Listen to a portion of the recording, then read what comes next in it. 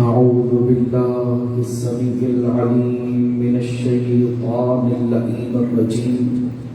بسم الله الرحمن الرحيم. أحسن كلمة يبتدأ بها الكلام وخير خبر يختتم بها المرام. حمدك اللهم على جزيل الأنعام. الصلاة والسلام والتحية والإكرام على سيدنا سيد العرب والعجم وسيد الأنام أعلي بالقاسم محمد.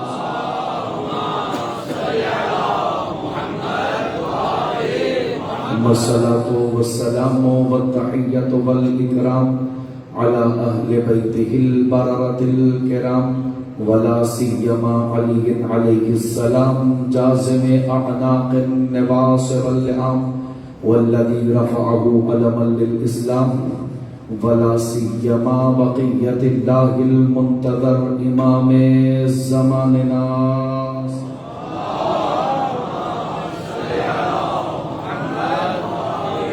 روحي وأرواح العالمين لتراب مقدمه الفدا. عجل الله تعالى فرجه الشريف وسهل الله تعالى مخرجه الشريف. واللعنة الأبدية القائمة على أعدائهم ومقصري فضائلهم ومنكري مناقبهم وولايتهم أجمعين. أما بعد فقد قال الله الحكيم. بسم الله الرحمن الرحيم. يوم ندعو كل أناس بإمامهم فمن أوتي كتابه بيمينه فأولئك يقرؤون كتابهم ولا يظلمون فتيلا. مل کے اولي الامر قبیلے پر درود کی تلاوت فرما دیجیے.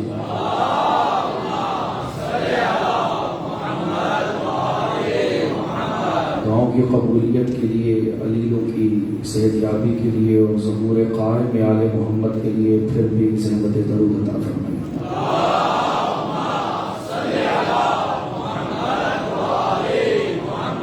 واجب الاحترام سامعین گرامی قدر، عاشقان ولایت علی ابن ابی طالب تشریف فرما ہے.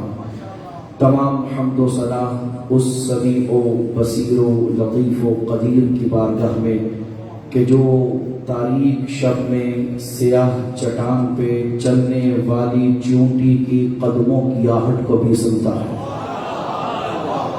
وہ جو سمندروں کی تہوں میں رنگ بدلتی مچھلیوں کے دلوں میں کروٹ لیتی تمناؤں کو سنتا بھی ہے اور پورا بھی فرماتا ہے. اور جو فضاؤں میں پرواز کرتے پرندوں کے دلوں میں خیال مطالبہ سن کے انہیں تسکین فراہم فرماتا ہے. جو بنا مانگے گلاب کو لالی عطا کرتا ہے اور سبزہ زار کو ہریالی عطا کرتا ہے، تو نادانوں جو بے جانوں کو بنا مانگے ان کے اتنے لاڈ اٹھاتا ہے، وہ مصطفیٰ کی لاڈلی امت کو بغیر ہادی کے اجماع کی جھولی میں کیسے ڈال سکتا ہے؟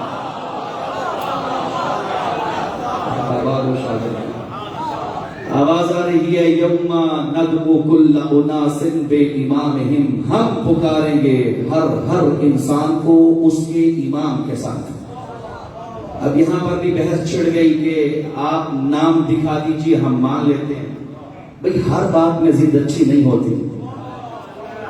آپ نے یہاں ضد کر دی کہ ہمیں نام دکھائیے ہم مان لیتے ہیں. حضور قرآن عقل مندوں کی کتاب ہے، احمقوں کی کتاب نہیں ہے. اور عقل مند کے لیے بس اشارہ کافی ہوتا ہے. اللہ نے 14 کے اشارے قرآن میں رکھ کے فیصلہ کیا، جسے 14 سمجھ میں آ گئے وہ عقل مند ہے، باقی سارے احمقوں کا قبیلہ ہے. لہذا قرآن میں ان کے نام ڈھونڈنے کی ضد بیکار ہے. ہمیں نام دکھائیے ہم مان لیں گے. حضور ناموں میں کچھ نہیں رکھا، کاموں میں رکھا ہوا.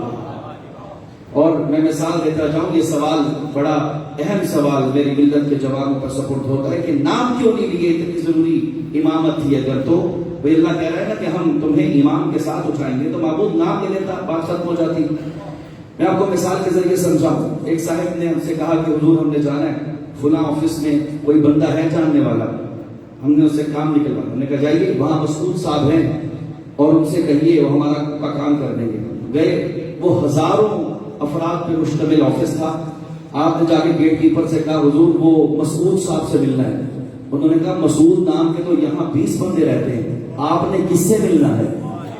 کہ جی وہ جو فلاں منصب پہ فائز ہے، فلاں رنگ کے دکھتے ہیں، فلاں عمر کے ہیں، فلاں قبیلے سے ہیں.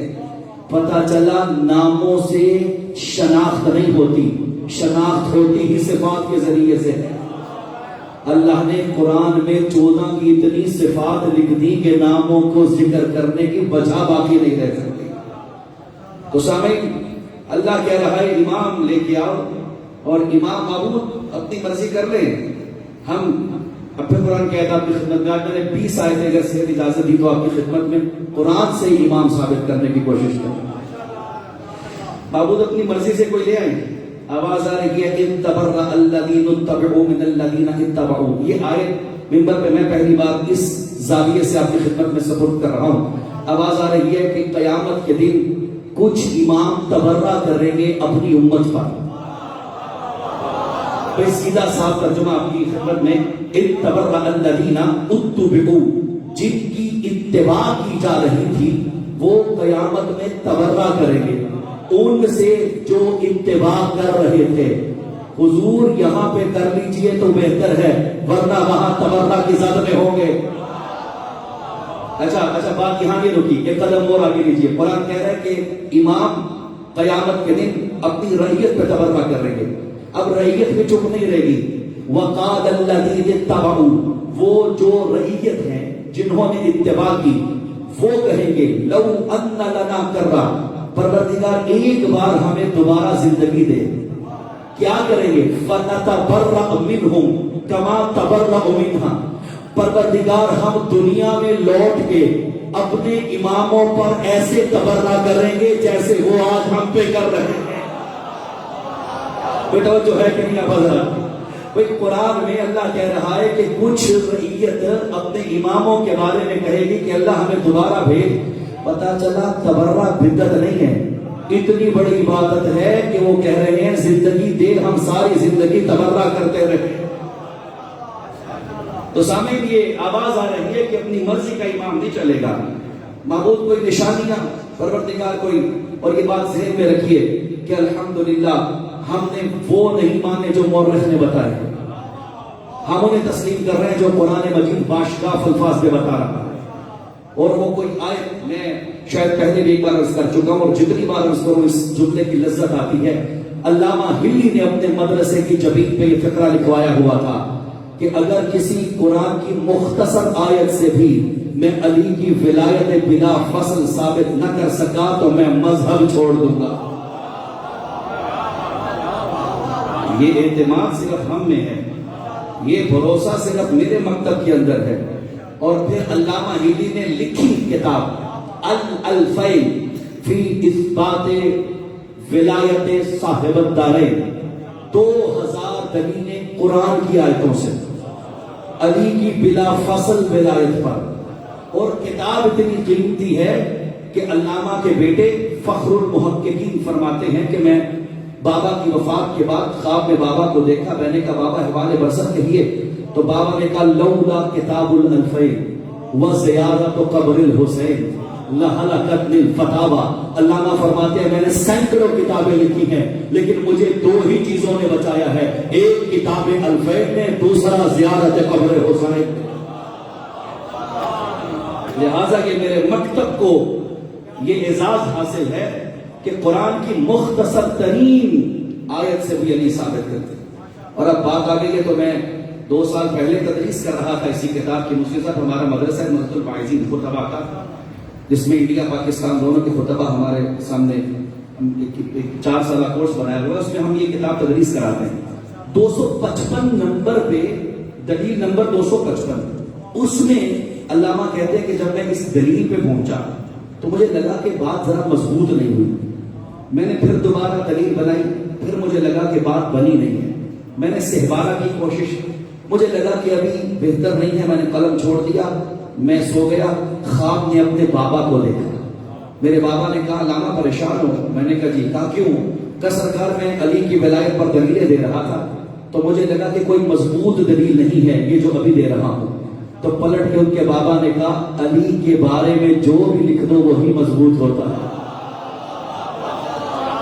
لیکن اگر تم بہتر چاہتے ہو، اگر تم ذرا مناسب دلیل بنانا چاہتے ہو تو میں دیے دیتا ہوں۔ انہوں نے دلیل لکھی اور علامہ فرماتے ہیں میں نے صبح اٹھ کے دیکھا وہ دلیل میرے تکیے کے نیچے لکھی ہوئی تھی۔ وہ جملہ یہ سننے کا ہے، علامہ سے ان کے بابا نے کہا بیٹا ایک نصیحت ہے جو تمہیں کرنا چاہتا ہوں۔ کہا جی کہیے۔ کہا جب سے ملک الموت نے میری سانسیں واپس لی ہیں اس وقت سے آج تک میں نے ہر منزل پہ علی کو دیکھا، لہٰذا علی کو مت چھوڑیے، علی کا دامن مت چھوڑیے گا۔ تو سامعین یہ دعویٰ ہے میرے مکتب کا کہ مختصر ترین آیہ قرآنی سے ہم علی ثابت کرتے ہیں، اور صرف میرے مکتب کا یہ دعویٰ علامہ نے نہیں کیا بلکہ اس سے پہلے عبداللہ ابن عباس بھی کر چکے ہیں۔ عبداللہ ابن عباس نے شہر شام میں درس قرآن کے بہانے بزم ولایت علی چھیڑ دی تھی۔ علی کے بلندوں کے بھی کیا کہنے، مکان بھی وہ ڈھونڈتے ہیں جہاں علی والوں کو درد ہوتا ہے۔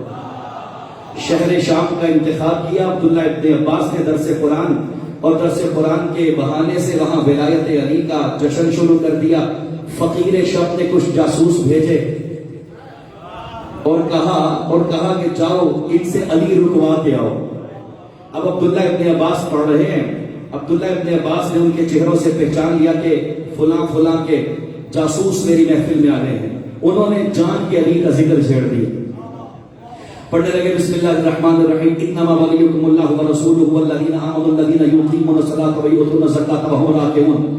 وہ کھڑا ہو گیا جاسوس، کہنے لگا حضور اسے پڑھ کیجئے، یہ تو علی کی ولایت کا تذکرہ ہے۔ عبداللہ ابن عباس نے فرمایا کوئی مسئلہ نہیں، میں آیت پھر بدل دیتا ہوں۔ عبداللہ ابن عباس نے آیت پڑھی الیوم اکملت لکم دینکم واتممت علیکم نعمتی۔ کیا سن رہے ہیں آپ حضرات؟ کیا سن رہے ہیں؟ الیوم اکملت لکم دینکم۔ اس نے کہا حضور اسے بند کیجئے، اس میں تو غدیر کا تذکرہ۔ اس نے کہا لیجیے ہم آیت بدل دیتے ہیں۔ عبداللہ ابن عباس نے پھر آیت بدلی انذر عشیرتک الاقربین واخفض جناحک۔ اسے چھوڑیے، اس میں تو عشیر کی بات ہے۔ کہا لیجیے ہم پھر آیت بدل دیتے ہیں۔ انہوں نے آیت بدلی انا فتحنا لک فتحا مبینا۔ کہا اسے بھی چھوڑیے، اس میں خیبر کی بات ہے۔ کہا لیجیے ہم پھر آیت بدلتے ہیں وَمِنَ النَّاسِ مَن يَشْرِي نَفْسَهُ ابْتِغَاءَ مَرْضَاتِ اللَّهِ۔ کہا چھوڑیے، اس میں ہجرت کی بات ہے۔ انہوں نے کہا لیجیے ہم آیت بدلتے ہیں، فرمایا انما یرید اللہ لیذھب۔ کہا معاف کیجیے، اس میں چادر زہرا کی بات ہے۔ یا عبداللہ ابن عباس نے ایک مرتبہ جلال میں آ کے کہا لیجیے ہم چپ ہوتے ہیں، آپ اپنی مرضی کی آیت پڑھیں، اگر اس میں علی نہ دکھا سکوں تو میں صحابی نہ ہوگا۔ مرضی کی آیت پڑھو، اس میں علی ڈھونڈ کے دکھاتا ہوں۔ بیدار رہیے گا، جملہ سنیے گا کہ اس نے سوچ کے آیت پڑھی۔ وہ کہنے لگا اذا زلزلت الارض زلزالها واخرجت الارض اثقالها وقال الانسان ما لها۔ اس میں علی دکھاؤ۔ اللہ کہہ رہا ہے جب ایک زلزلہ آئے گا، زمین اپنے خزانے اگل کے باہر کرے گی، تو کوئی انسان ہوگا جو زمین سے کہے گا ٹھہر جا۔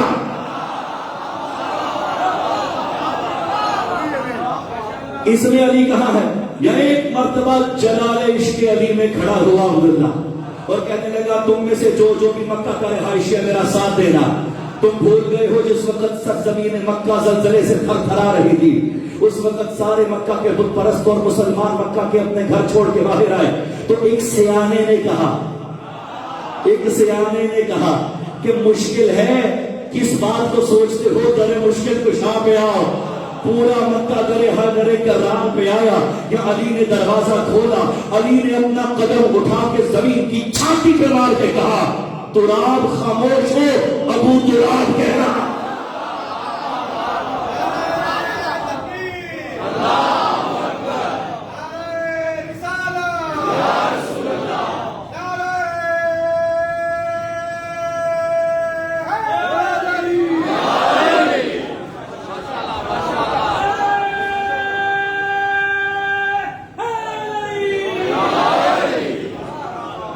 تمہیں تو آیتوں میں علی مشکل سے نظر آتا ہے، ہمیں تو بسم اللہ کی باب بھی ابھی نظر آ رہا. ہر جگہ علی علی رکھا ہوا ہے قرآن میں. معبود تو نے کہا ہے کہ اپنا امام لے آؤ تو ٹھیک پروردگار کوئی نشانیاں ہیں. فرمایا ہم سورہ یاسین کھولو نشانی بتاتے. نشانی نمبر 1 بسم اللہ الرحمن الرحیم انا نحن نحیی الموتى ونكتب ما قدموا وآثارهم وكل شيء احصیناہ فی امام مبین. اللہ کہہ رہا ہے اس سرنامے کے ساتھ ذرا مطلب سنیے گا تو لذت آئے گی. ہم ہیں جو مردوں کو زندہ کرنے کا علم رکھتے ہیں. ہم ہیں جو انسانوں کی کرتوتوں کو اکٹھا کرتے ہیں. اور ہم نے سارا علم چون چون کے امام کو دے دیا. اب اعتراض نہ کرنا کہ علی ٹھوکر سے مردہ کیسے زندہ کرتا تھا. سورہ یاسین میں لکھا ہوا ہے کہ ہم نے علم احیاء مردگان اپنے پاس رکھا ہے اور جو علم ہے کل شیء کا ہم نے وہ امام کو دے دیا. معبود اب یہ تو طے ہو گیا کہ جو بھی امام ہوگا وہ کل شیء کا عالم ہوگا. اب تیرے ہی قرآن میں ڈھونڈتے ہیں کہ تم نے کس کو کتنا کتنا علم دیا ہے. وہ تھوڑا سا بیدار رہی ہے میرے ساتھ. آج طبیعت کچھ ناساز تھی, آپ کی محبتوں کے سبب بحال ہوتی جا رہی ہے. اور ویسے بھی ہر مرض لا علاج کی دوا ولایت علی ابن ابی طالب. ہماری طبیعت بحال ہو جاتی ہے نام علی سے. تو سامعین یہاں قرآن کھولیے.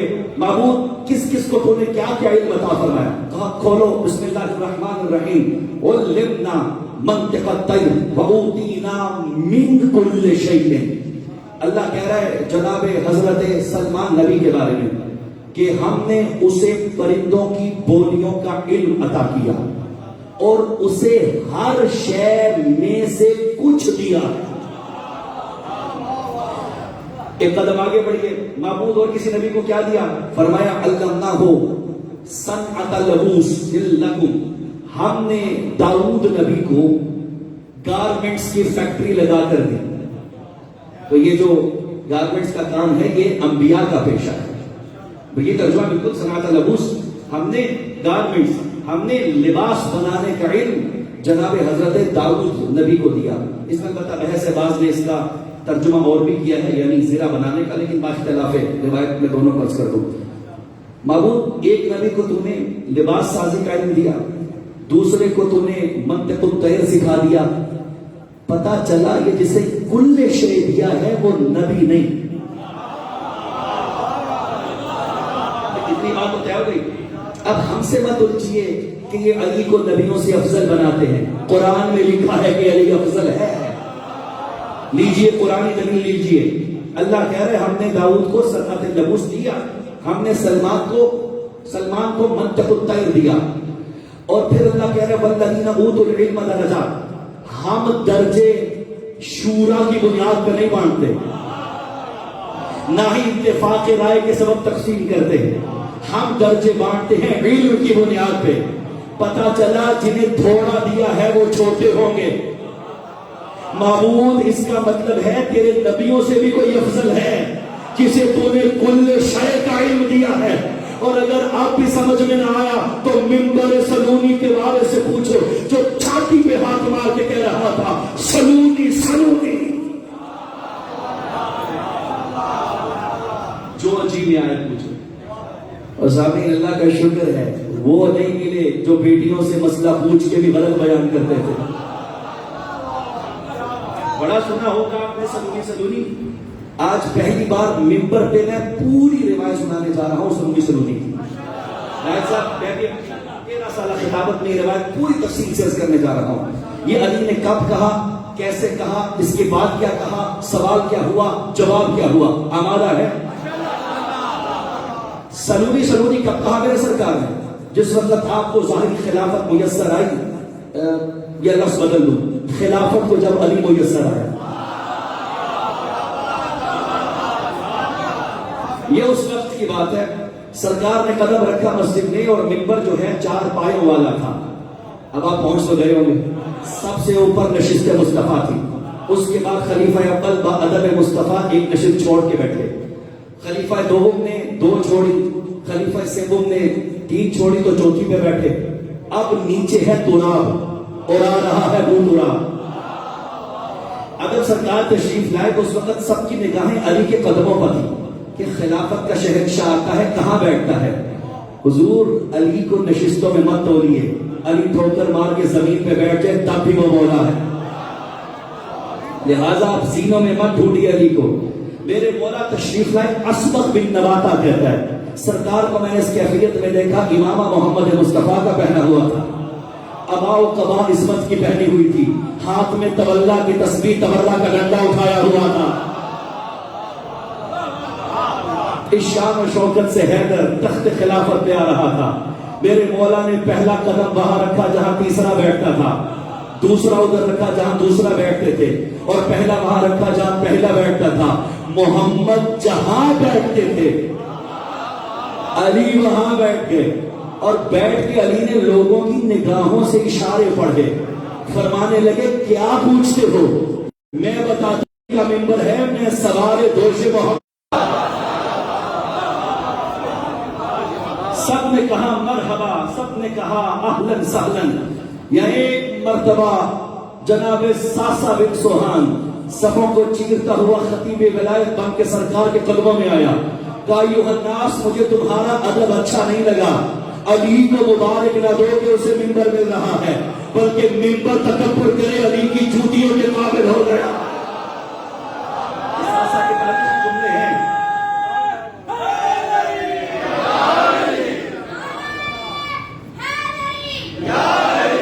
میرا جی نہیں تھا لیکن آپ کے مزاج میں سے پڑھتے جا رہے میرے سرکار ہے۔ اور پھر اس وقت اسبغ بن نباتہ، یہ کمال الدین کی روایت ہے، اسبغ بن نباتہ کہتا ہے ثم وضع یدہ الیمنی علی بطنہ، علی نے اپنا دایاں ہاتھ اپنے شکم پہ رکھا، پوری نگاہوں میں علی نے دائرہ کھینچ کے مجمع کو سمیٹا، اور سمیٹ کے فرماتا ایھا الناس سلونی سلونی،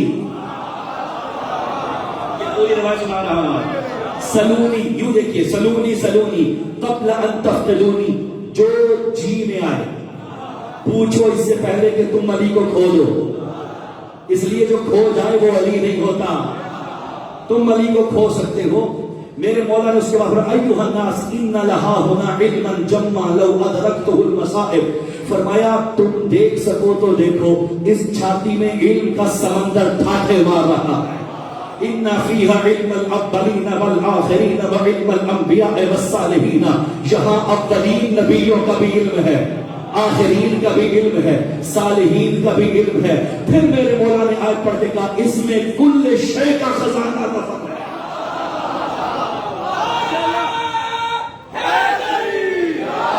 واللہ لو سنیت لی البساطۃ لافضیت بعہد التوراۃ بتوراتہم وعہد الانجیل بانجیلہم وعہد الزبور بزبورہم وعہد القرآن بقرآنہم ولا یصدق الا ان یکون الکتاب ما قالہ علی الحق۔ فرمایا اگر مسند خلافت علی کو بچا کے علی کو مجال دی جائے، علی اہل تورات سے تورات کے فیصلے کرے گا، انجیل والوں کو انجیل سے، زبور والوں کو زبور، قرآن والوں سے قرآن۔ فرمایا اس وقت تک ابو طالب کا بیٹا چپ نہیں ہوگا جب تک کتاب کی سطریں نہ بولے یہ جو کہہ رہا ہے حق کہہ رہا ہے۔ جوان پھر ہاتھ اٹھا کے سارے پیر و جوان مل کے علی حق حیدری۔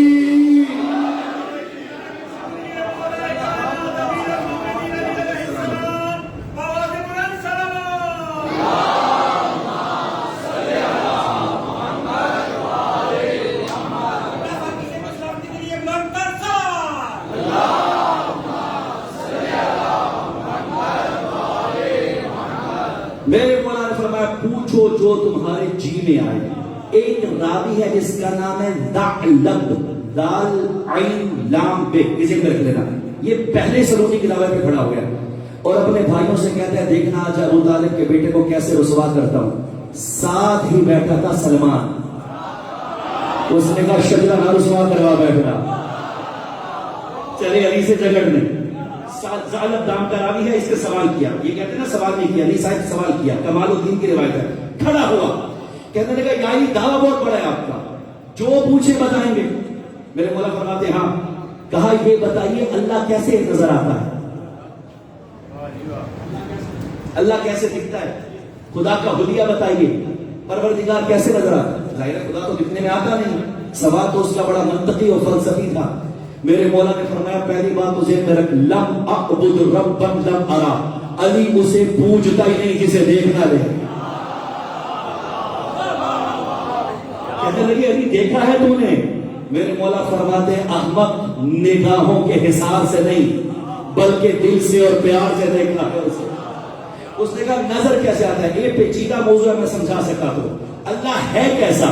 میرے سرکار نے فرمایا سب سے پہلی بات ہے الذی یوصف فلیس بإلہ، جو بیان ہو سکے وہ خدا نہیں ہوتا.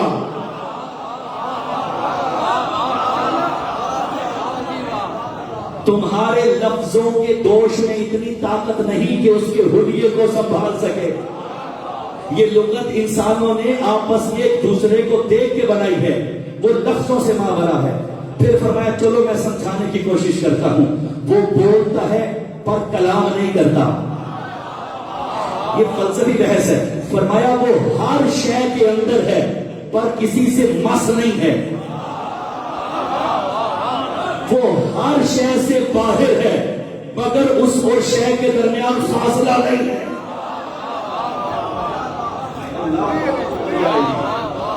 وہ ہر شے میں، دوبارہ دوہرا دوں، ہر شے میں ہے پر کسی شے سے مس نہیں ہے، وہ ہر شے سے باہر ہے پر اس اور شے میں فاصلہ نہیں ہے، وہ شہ رگ سے زیادہ قریب ہے پر قربت کے ساتھ نہیں، وہ ہر شے سے اوپر ہے پر بلندی کے ذریعے نہیں، وہ ہر شے کو گھیرے ہوئے ہے پر ایسے نہیں جیسے کوئی گھیرنے والا کسی کو گھیرتا ہے، وہ نور ہے پر روشنی نہیں.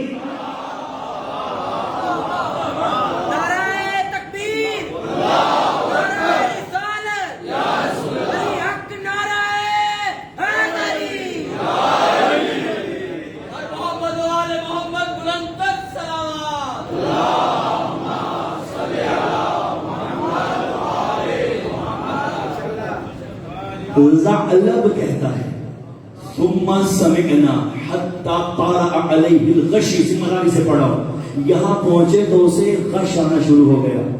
علی نے فرمایا سلمان سنبھال، یہ علی کو رسوا کرنے آیا. میرے مولا نے سلونی کے بعد جواب دیا اور یہ سنتے جائیے اجل میں علی کی بات چھڑ ہی گئی ہے. تو یہ میں نے 7 سے زیادہ برادران کی کتابوں میں یہ روایت پڑھی. یہاں سرکار تشریف فرمائے، برابر میں عبداللہ ابن عباس بیٹھے ہوئے. کسی شخص نے آ کے عبداللہ سے سوال کرنا چاہا. عبداللہ نے کہا ہے بے ادب علی کے ہوتے ہوئے صحابی سے سوال، یہ بے ادبی ہے علم علی کی. اور یہ صحابہ احترام کرتے تھے جہاں علی ہو محفل میں. بھئی اس لیے کہ سوالی کو چاہیے کہ اس سے مانگے جو سب کو دیتا ہے. منگتا منگتے سے مانگتا اچھا نہیں لگتا. دیکھا ہوگا آپ نے کبھی دیکھا آپ نے ایک اڈے پہ خصوصاً یہ نظر آتے ہیں 5-6 بیکاری ہوں تو کوئی بیکاری کسی بیکاری سے نہیں مانگتا. اتنا شعور تو فقیروں کو بھی ہوتا ہے، وہ بھی اس سے مانگتے ہیں جس سے دوسرا بیکاری لے رہا ہے. یہی تو 14 صدیوں سے ہم سمجھا رہے ہیں، جنہیں علی بانٹ رہا ہے ان کا در چھوڑو، علی کے در پہ آؤ.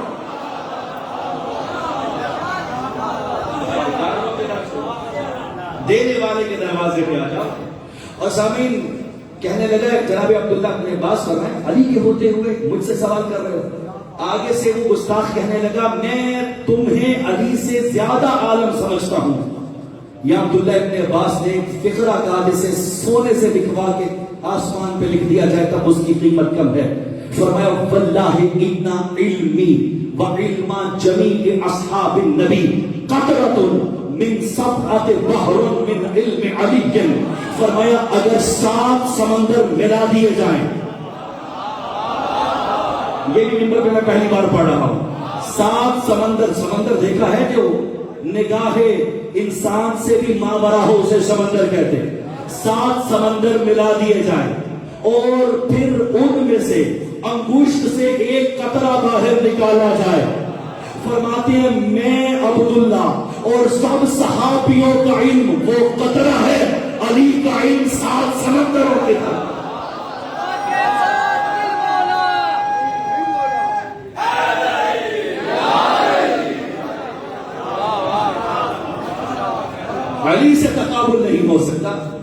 اور چلیے آگے ہے تو میں بات حضرت عمر نے بھی کمال فکرہ فرمایا.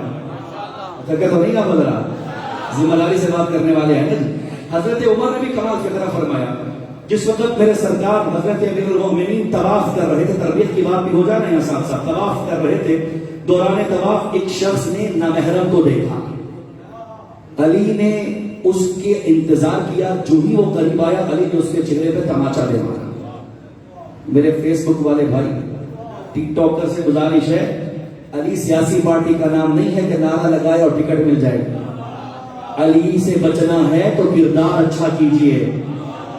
طواف میں بھی علی نامحرم کو دیکھنے پہ تماچا لگا سکتا ہے، جو ہے کہ نہیں آپ حضرات. سامعین، میرے سرکار نے ایک تماچا دے مارا. برابر میں حضرت عمر تھے. یہ بھاگتا ہوا حضرت عمر کے پاس کہنے لگا خلیفہ وقت دیکھیے علی نے بے ادبی کی میری، یہ خانہ خدا کی بھی بے ادبی ہے، یہاں پہ کوئی کسی کو مار سکتا ہے؟ یا ایک مرتبہ اس نے کہا کیا ہوا؟ کہا علی نے مجھے بلا جواز مارا ہے. حضرت عمر نے فرمایا واللہ فی بیت اللہ لقد نظرک عین اللہ وضربک ید اللہ فماذا فعل عبد اللہ. آپ ابھی پہ بول اٹھے، فرمایا اللہ کے گھر میں اللہ کی آنکھ نے تجھے دیکھا، اللہ کے ہاتھ نے تجھے مارا، اب اللہ کا بندہ کرے تو کیا کرے؟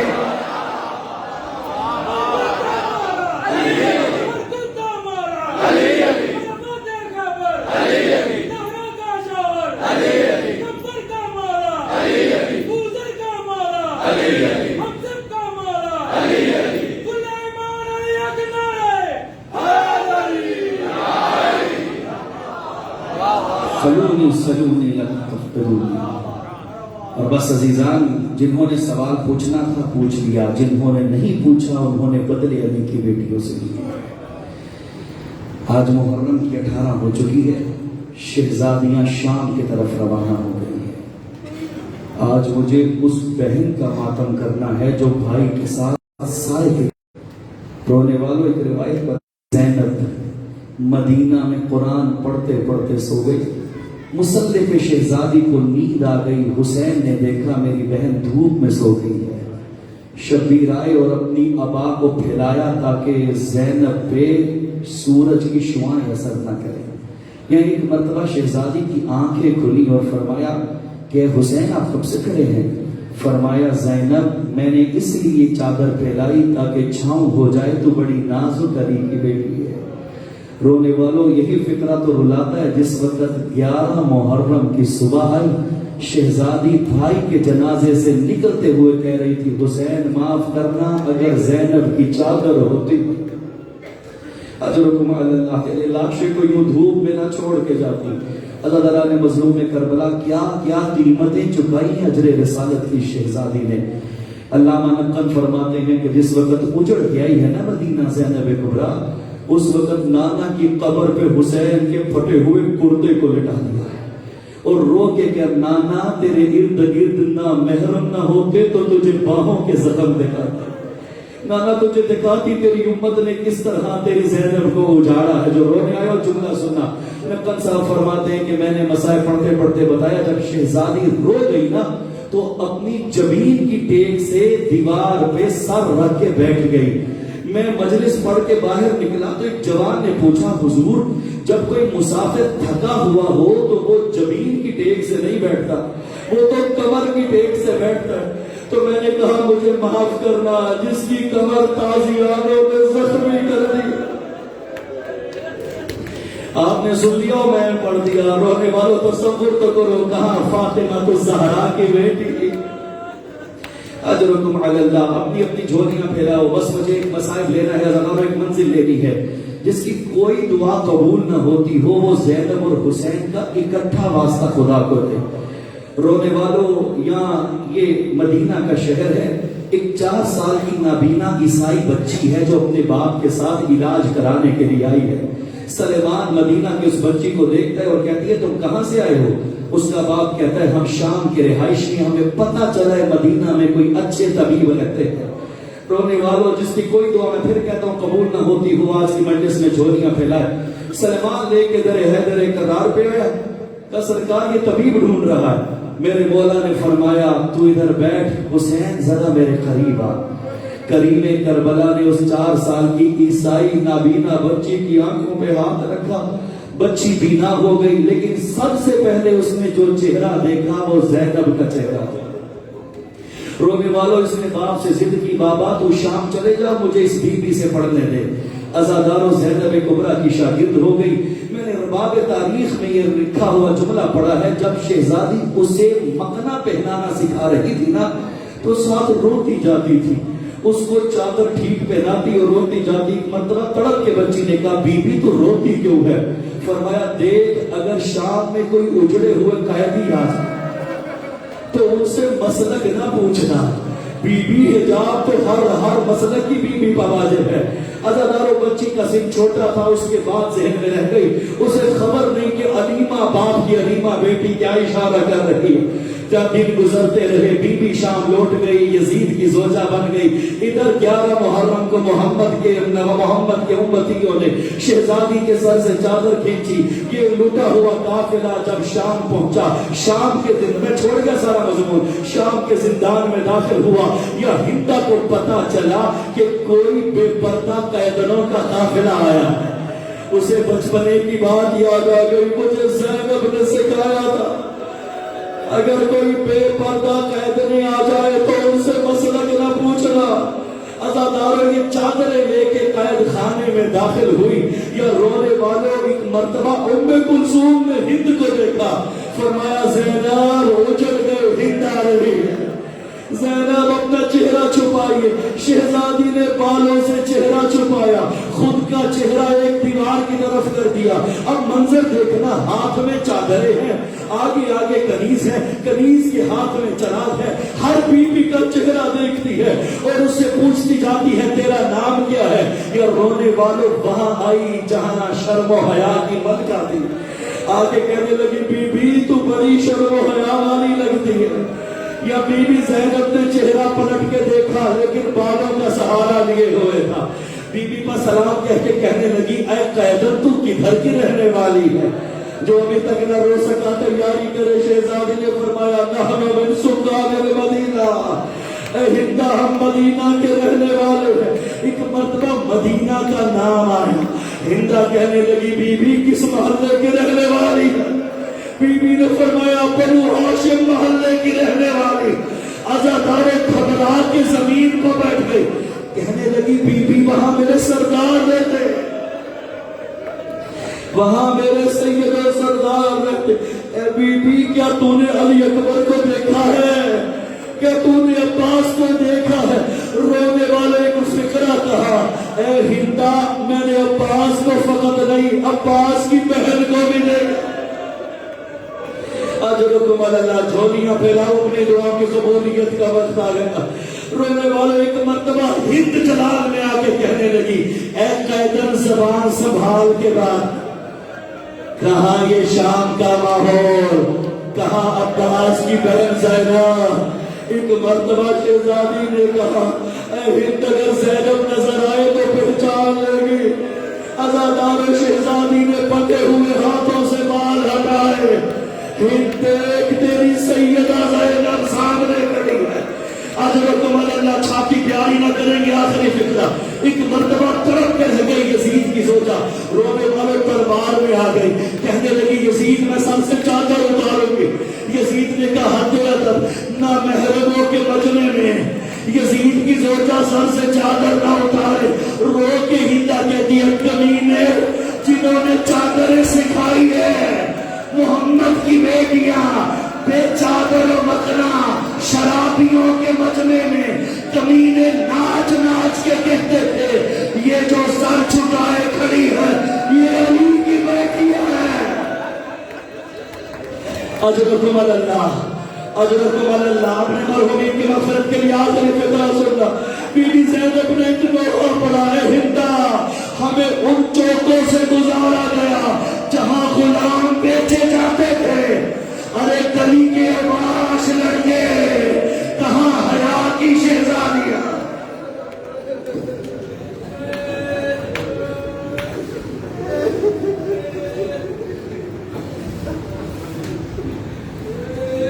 انا للہ الیہ راجعون۔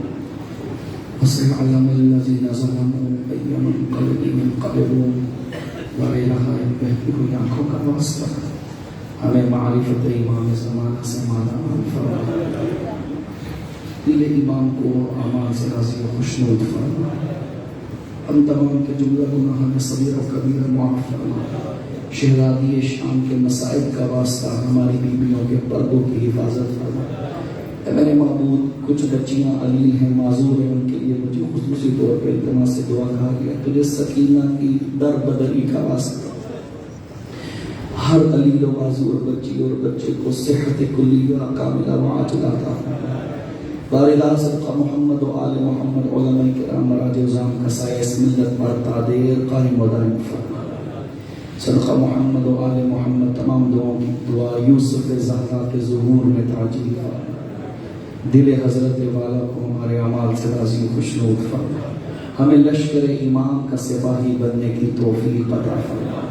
صدقہ محمد و آل محمد حاضرین بانیان مجلس و تمام کے مرحومین کی مغفرت فرما، انہیں اعلیٰ علیین میں جگہ عنایت فرما۔ صدقہ محمد و آل محمد روز حشر شفاعت محمد و آل محمد سے بہرمند فرما، ہم سب کا خاتمہ بالخیر فرما، تمام دعاؤں کو اپنی بارگاہ عظمت پناہ میں شرف قبولیت عطا فرما۔